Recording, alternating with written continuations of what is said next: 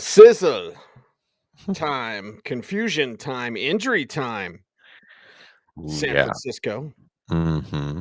That's right. Just take a nice little trip to Cleveland. Easy win. Uh-huh. No Here we go. problem. You got a team, here's a word to the wise. You want to dominate your league? Go to football, guys. Football. I'm living in a fantasy. Football. Got everybody mad at me. Football. Cause every game I had to win. Football. I gotta be a champion. Football. I'm living in a fantasy. That's right. It's the week 6 recap here on the Audible. Cecil, Lammey, Sigmund, Bloom. I know we got games going on right now, but we got to get through the morning games, and we're going to be able to give you an update on what's going on here. But let's start first with that London game. Oh boy, early morning Sundays. Huh? Oh God. Baltimore and Tennessee. Ravens 24. Titans 16. Lamar Jackson 223. 1 touchdown, 1 INT today. The touchdown to Zay Flowers. It's his first, Bloom. It's his first touchdown. Yay, Zay Flowers. Just wrote about that on the Newswire. I think that was on Saturday. Like, hey, he's a record-setting rookie. He's not getting a touchdown. Now he got one, 6 for 50 and a touch. You love to see that. Also had a carry. Doesn't matter. Mandrews, 4 for 69 in this one. Nelson Aguilar, 2 for 40. Odell Beckham played 2 for 34. Rashad Bateman plays. Why does anyone care? Why does anyone care about the backfield? Mm-hmm. I'm going to try to get justice. Why? Gus, why? Keaton Mitch, okay, not even a thing. Lamar Jackson leads the way on the ground with 62 rushing yards, but they get the win, Bloom. Right. And thanks to that 12-point second quarter, but they get the win over there across the pond.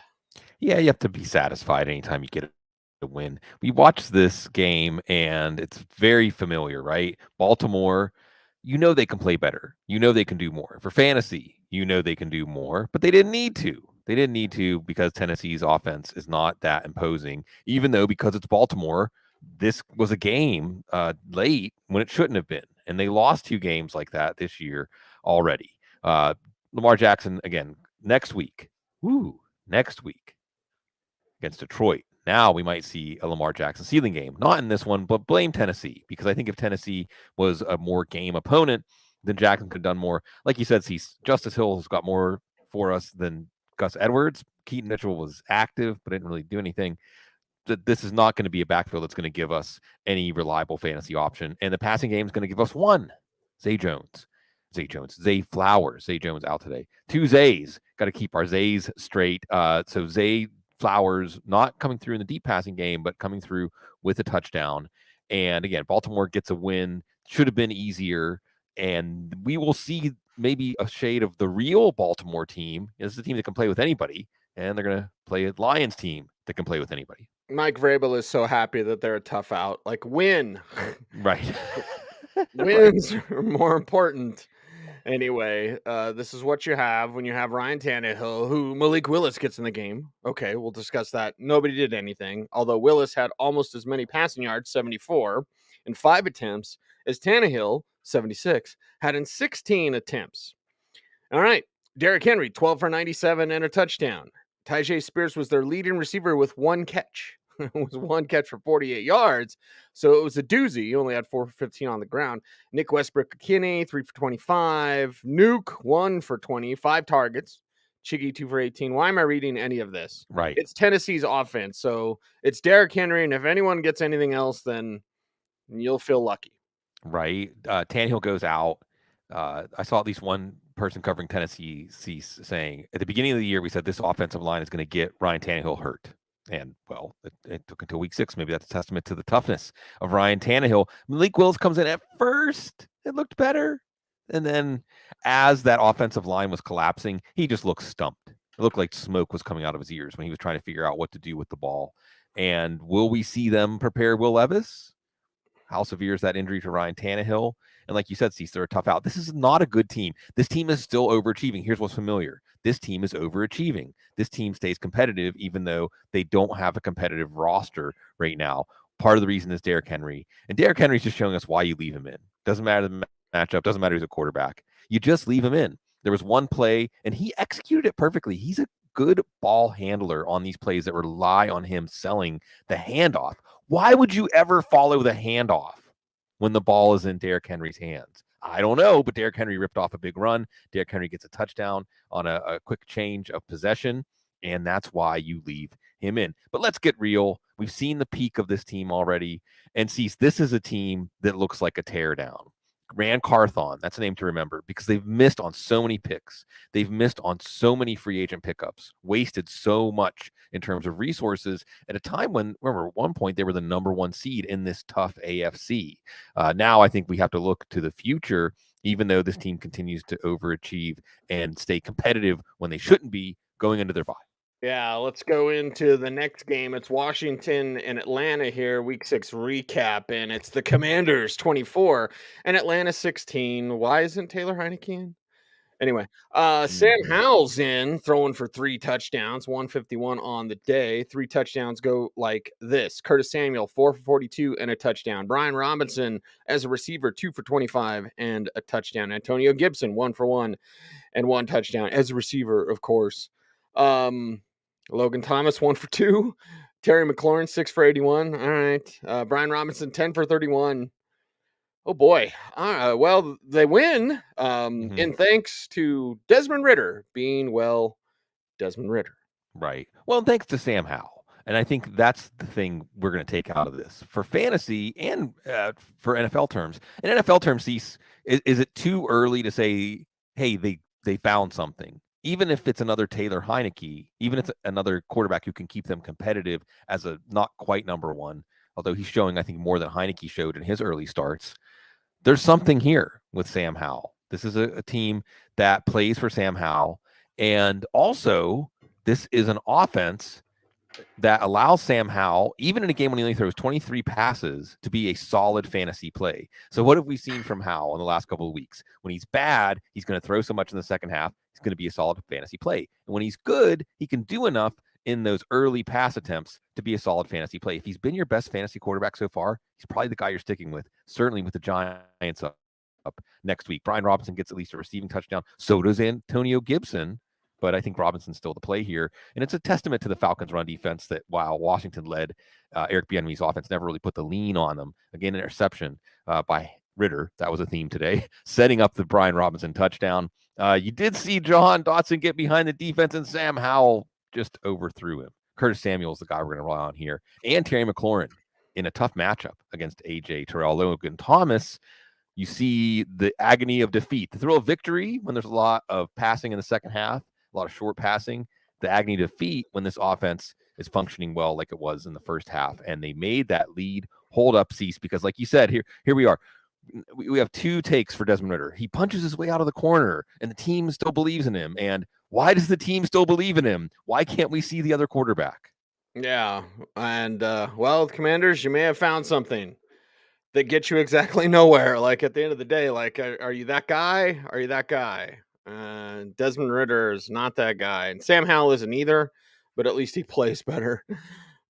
Ridder, I feel like Wrath of Khan, right? Khan, like everything's there offensively for you to be better than this, and your quarterback's not good because he folds under pressure like a lawn chair. So there you go. Drake London, 9 for 125. There's good news. Kyle Pitts, there's good news, Bloom, right? Am I right, everybody? 4 for 43 and a touchdown. Jonnu Smith, 4 for 36 and a touchdown. Those were Ridder's 2 touchdowns. Then he threw 3 interceptions, 307 yards. Tyler Algier, 13 for 51. Bijan Robinson, 13 for 37. That headache continues. 5 for 43 for Robinson as a receiver. Looks like what else here? Cordell Patterson, 1 for 6. Like, okay, nothing. Mac Hollins, 3 for 41. Yeah, it's a Ridder problem until they get rid of it, which I guess should be coming soon, but they're 3-3, Bloom. You know, they'd have to be 1-5 for them to be thinking about a quarterback change. Right. And I'm sorry, I've been corrected. It was a Dotson drop. It was a Dotson drop, not a Sam Howell overthrow. So another notch for Sam Howell, but not a notch for Desmond Ridder, who had 3 different chances to tie this game up. 3 different chances, down 8 driving. 1 terrible panic end zone interception. Another interception that basically ended the game, a stop.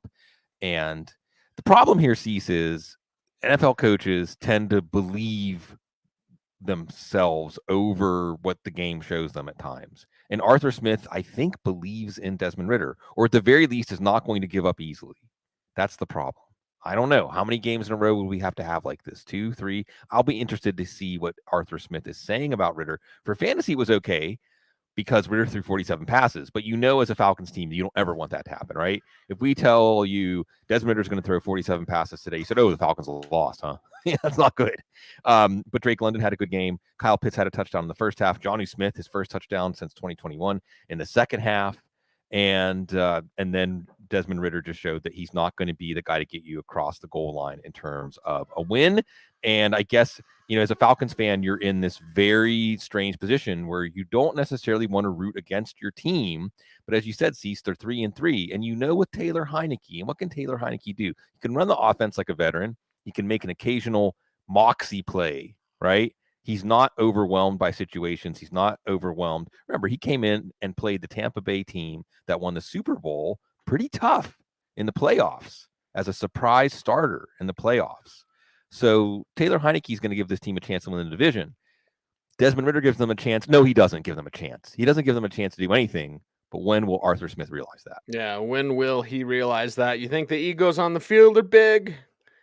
Go upstairs and you find even larger egos. Seattle and Cincinnati is the next game up in this one. And oh boy, we got to talk about this because now both teams, 3-2 for Seattle and 3-3 for Cincinnati as they get the win 17-13 over the Seahawks. Geno Smith threw a couple of picks.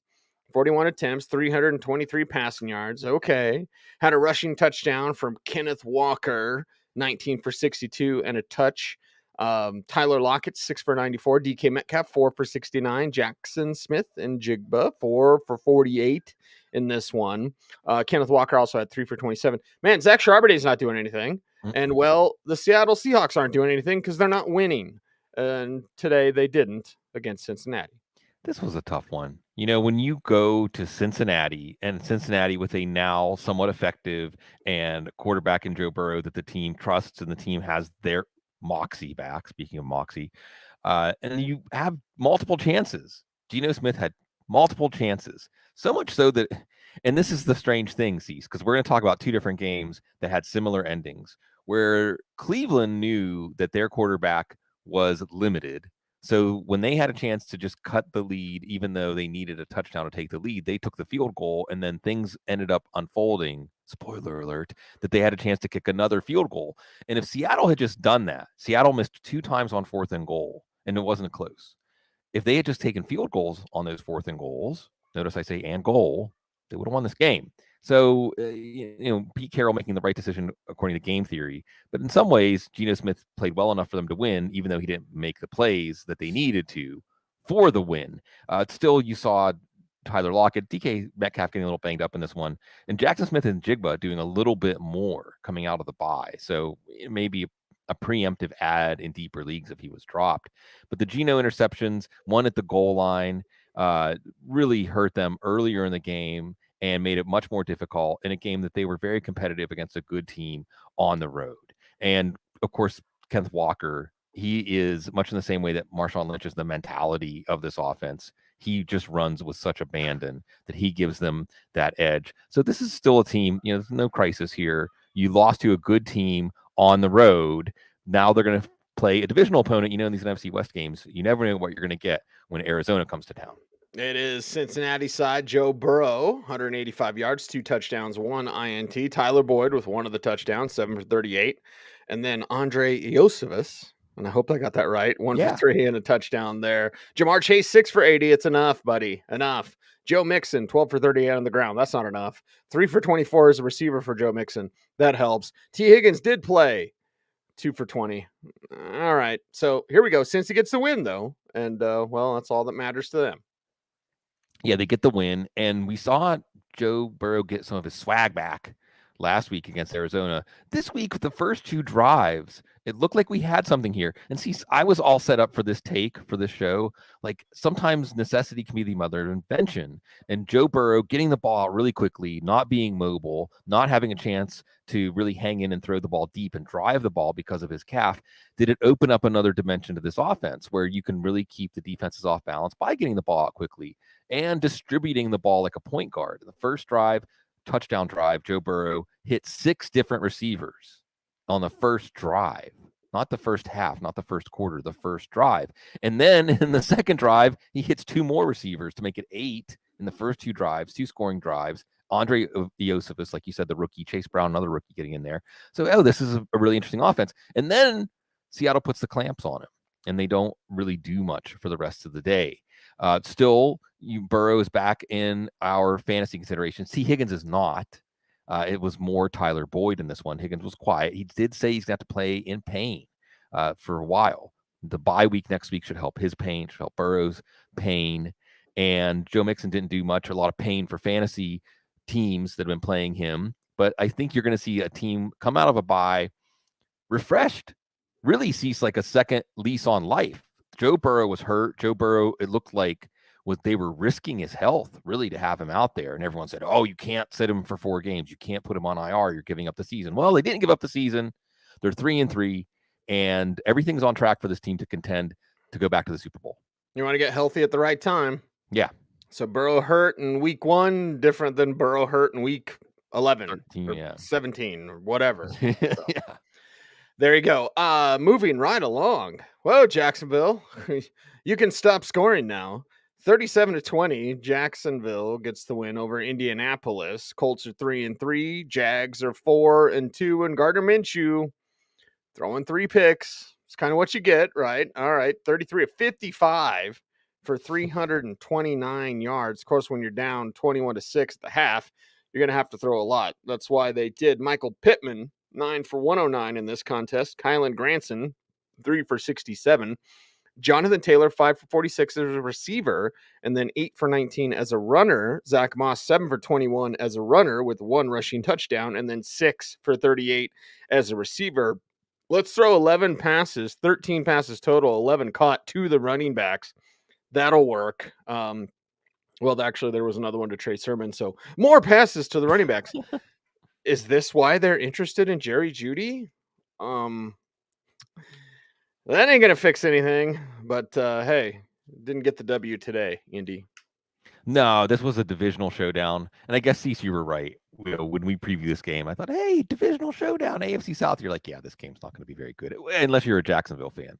It wasn't very good. Gardner Minshew, like you said, Cecil, at least he has no shame, right? Mm-hmm. He has no shame. He doesn't change how he plays at all. Doesn't matter how many times he turns the ball over. He's like, let's do it again next week, right? I think of Mike Leach, rest in peace. One of the great all-time football characters. When you've been Mike Leach's quarterback, you got no shame, and that's a good thing for fantasy, even though he turned the ball over 4 times. You see him distributing the ball to, Michael Pittman, Josh Downs with his first NFL touchdown, nothing where he really broke free. Nobody else of value here except for Zach Moss, and here is Zach Moss hanging around and continuing to get in the way of Jonathan Taylor's value. If this is an even split, and this was a week we were supposed to see Jonathan Taylor's workload ramp up now, right? Could we have seen that if this was a closer game?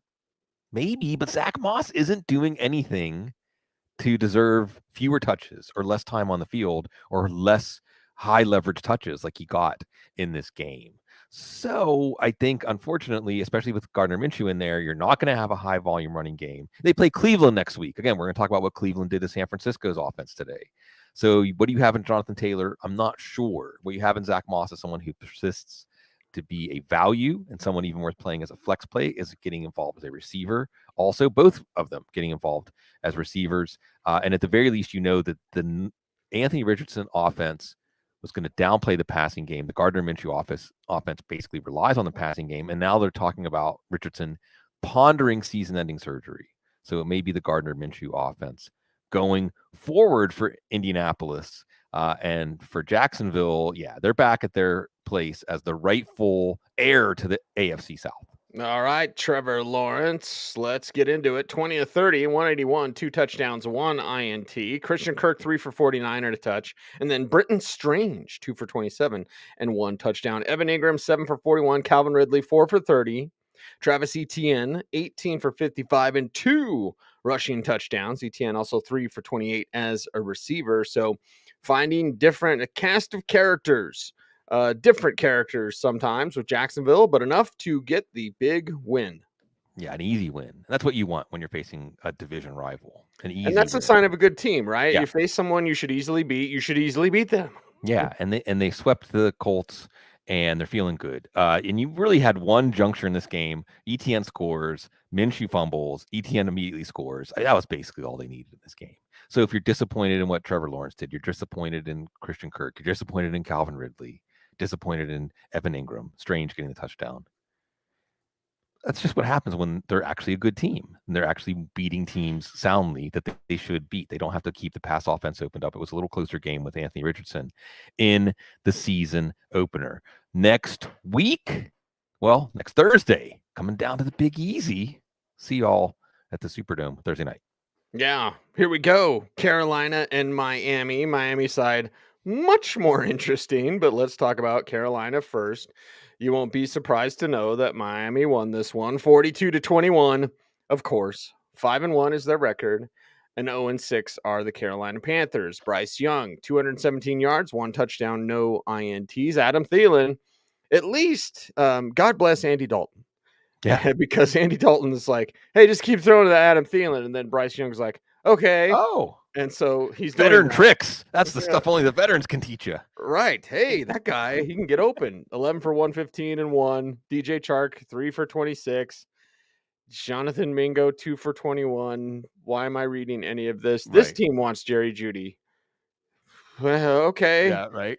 Chuba Hubbard, 19 for 88 and a rushing touchdown. Although the report said Miles Sanders wouldn't be out that long, so we'll see. But either way, this is as much as Carolina can do. Most of it in the first quarter. So after that, not a lot. Yes, this was funny, right? Because we had 2 games that just looked like unbelievable mismatches in the first slate, the early game slate. Cleveland San Fran being the other one. And the funny thing about this one was it started out with a 14-0 Carolina lead. 14. Ooh, maybe this isn't going to go the way we planned. Maybe it was a trap game. No, it's going to go the way we planned. Like you said, Adam Thielen getting a lot of targets. Chuba Hubbard getting an early touchdown. At least they tried a fake punt. See, so I'm glad they tried a fake punt. It came up short. Johnny Hecker, who's the best passing punter in the league. So if you're going to do a fake punt, it better be Johnny Hecker. And Johnny Hecker got in a scrap too and headbutted a guy that did. I mean, he's a big punter, but a guy that was, punters headbutting somebody in a scrap. Somewhere so Pat McAfee's proud. Yeah, yes. Yeah, in his sleeveless shirt, a Yinzer through and through.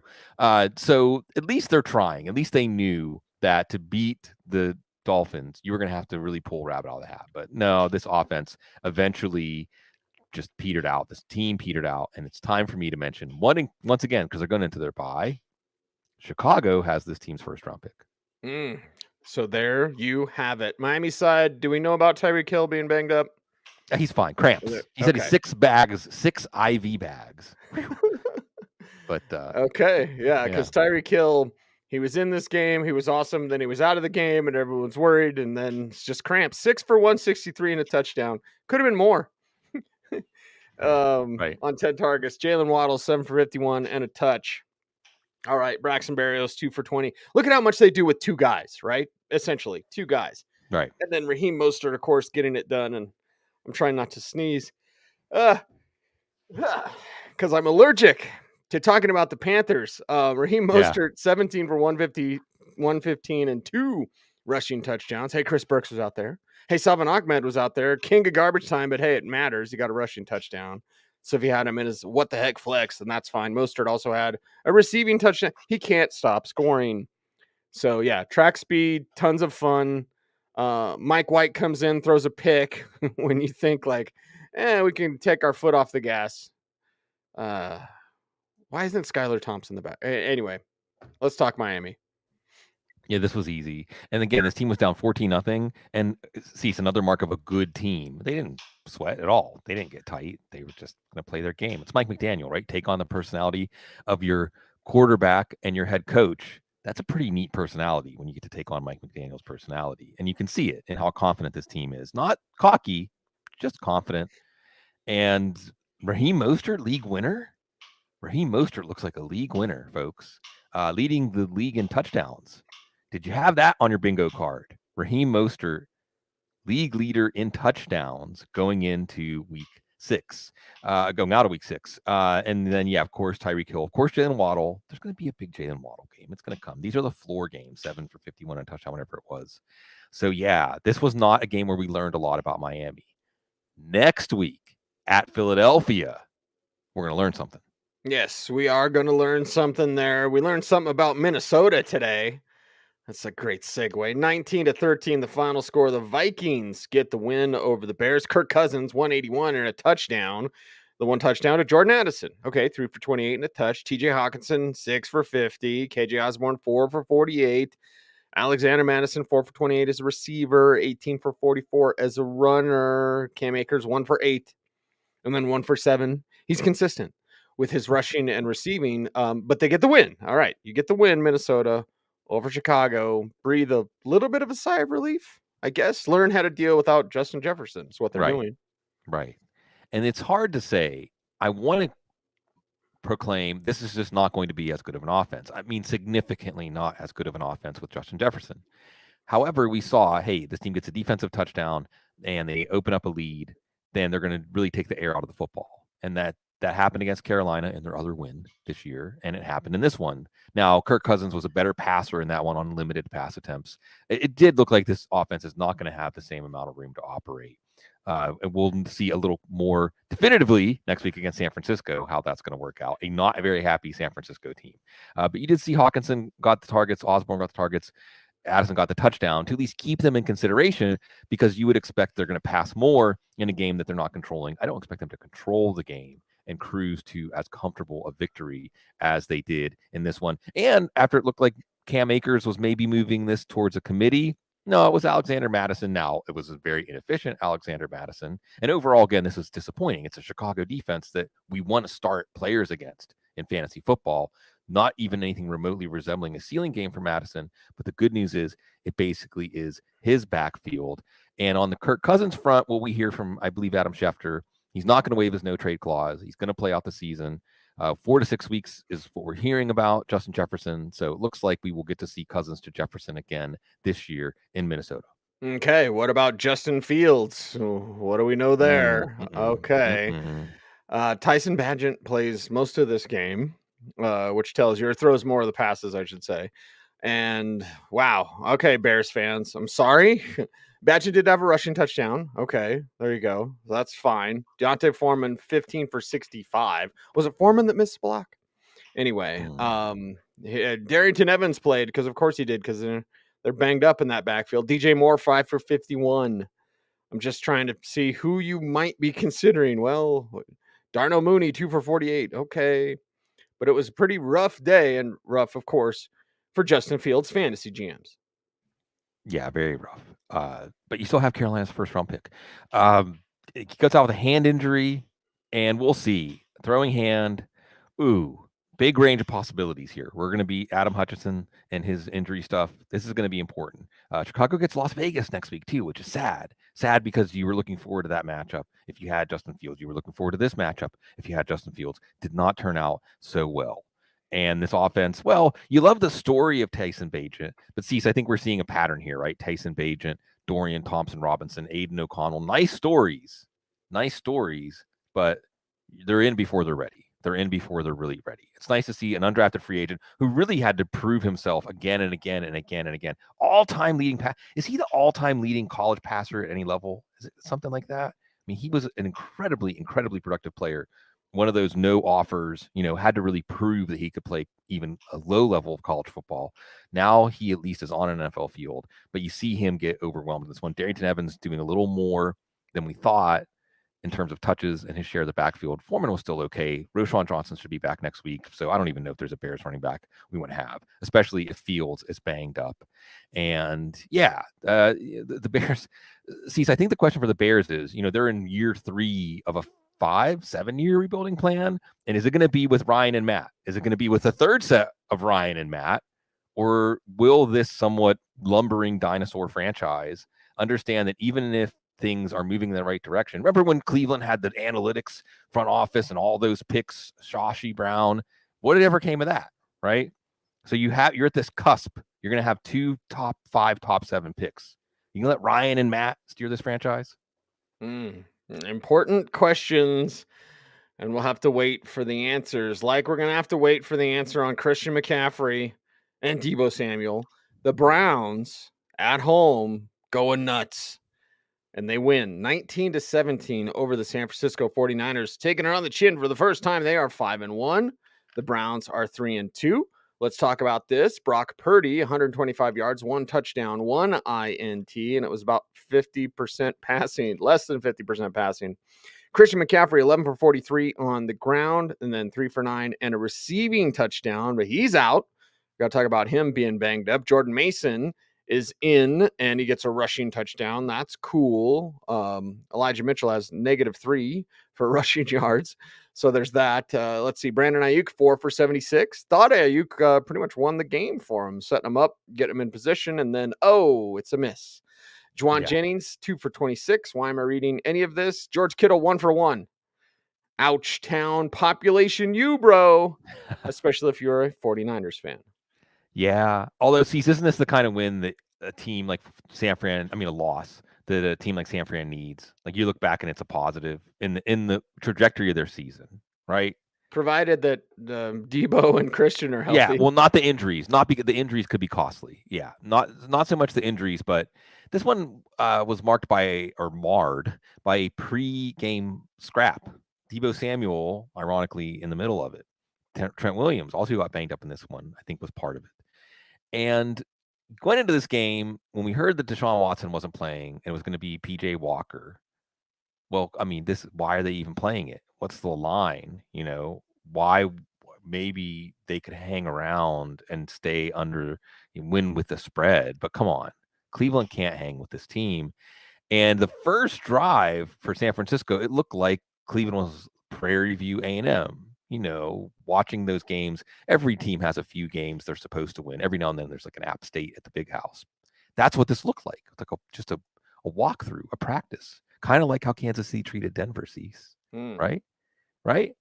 And then Cleveland, well, I guess one of the things we always have to remember is no matter how big the talent imbalance is, no matter what kind of coaching edges teams have, these are still human beings with pride, human beings with spirit, and human beings, especially a game that is so emotional like football, that you're not going to go into the ring with your gloves down.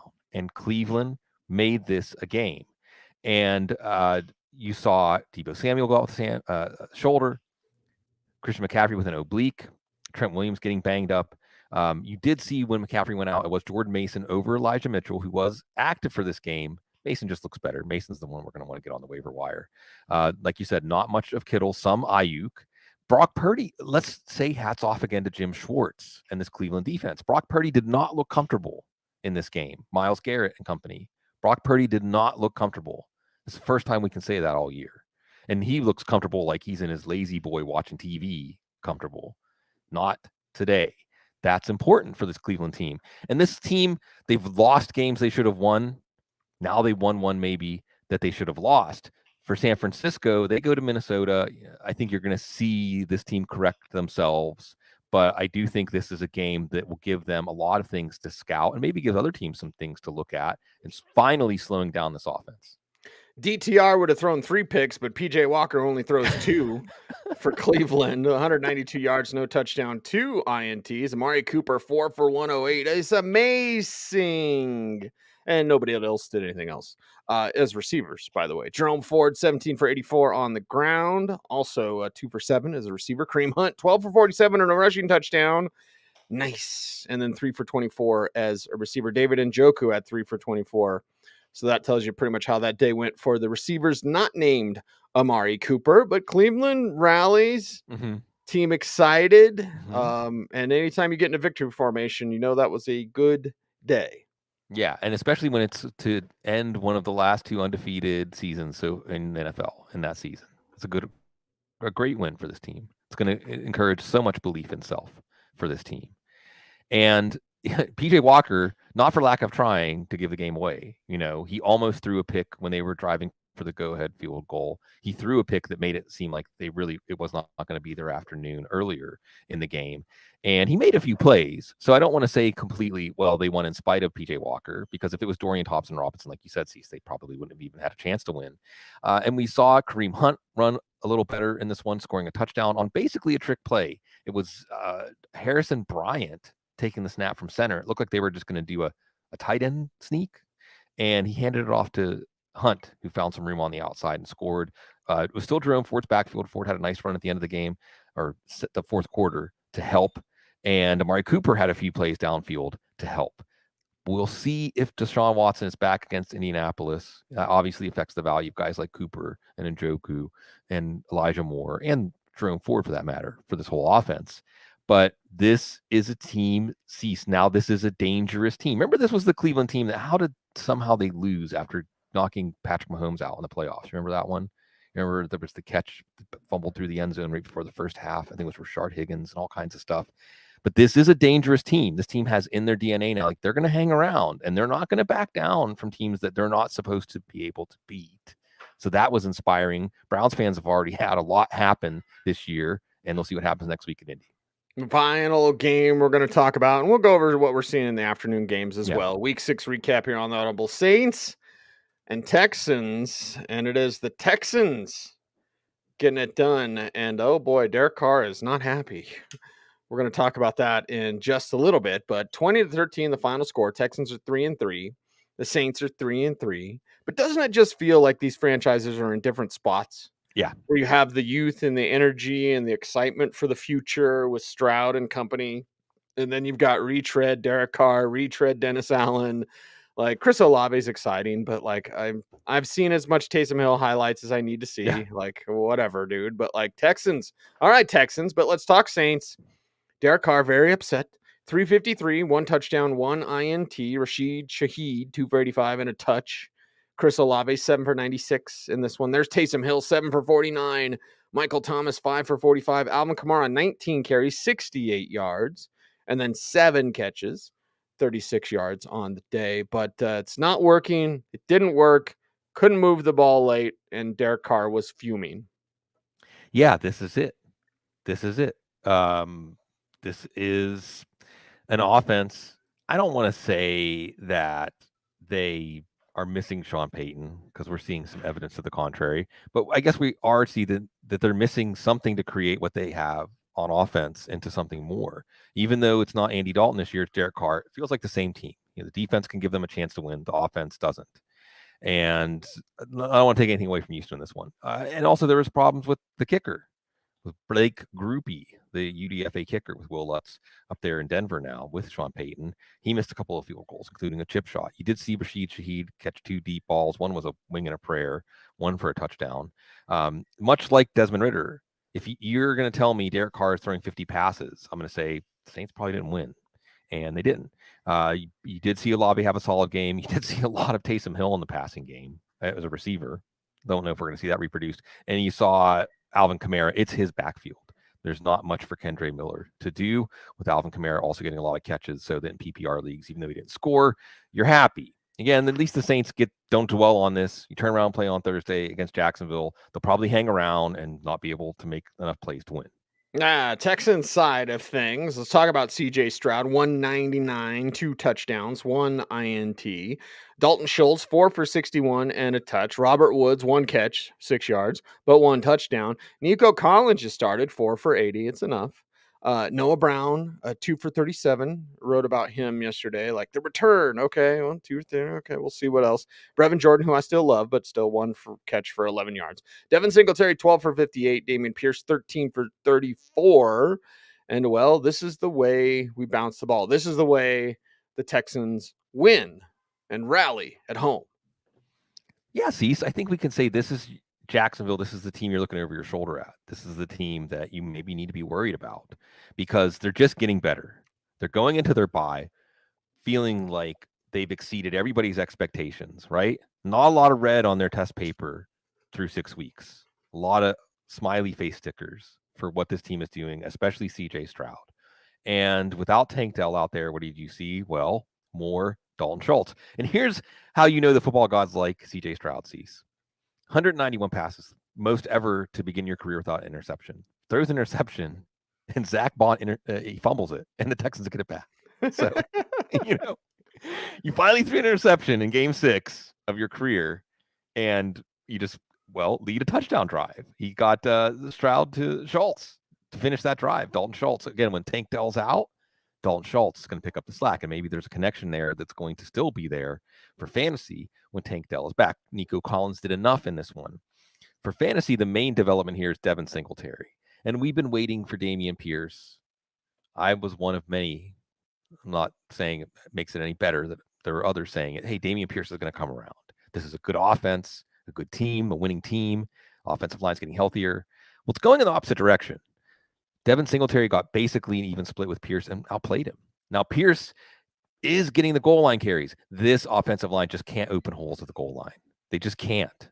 Pierce is being met in the backfield on these goal line carries. So if they had better blocking at the goal line, maybe we would still have something here with Pierce. I don't know what we have going into the bye. Probably not dropping him, again, because this is a good team and a good offense. But I'm not sure what we have in this backfield. I am sure that your surprising team that is on the right track, your team that hit the quarterback lottery because Carolina, the owner, wanted Bryce Young. Yeah, Houston Texans fans, get excited. And Astros are playing tonight in the ALCS too. Okay. Baseball talk. Hey, if you're saying it, I was just agreeing with you because I have no idea. The games that are going on right now, I can guarantee you this: watching that Florida Orange, it's not creamsicle, but the Florida Orange of Tampa Bay. It's called McKay Orange. Yeah, it's awesome. Looks like we've got halftime, and Arizona's got the lead on the Rams. Bloom. Philadelphia 14-9 over the Jets. Okay. Halftime, Detroit 10-3 over the Buccaneers. Sure. The third quarter has begun. And is that right? Brian Hoyer's in? What? Yep.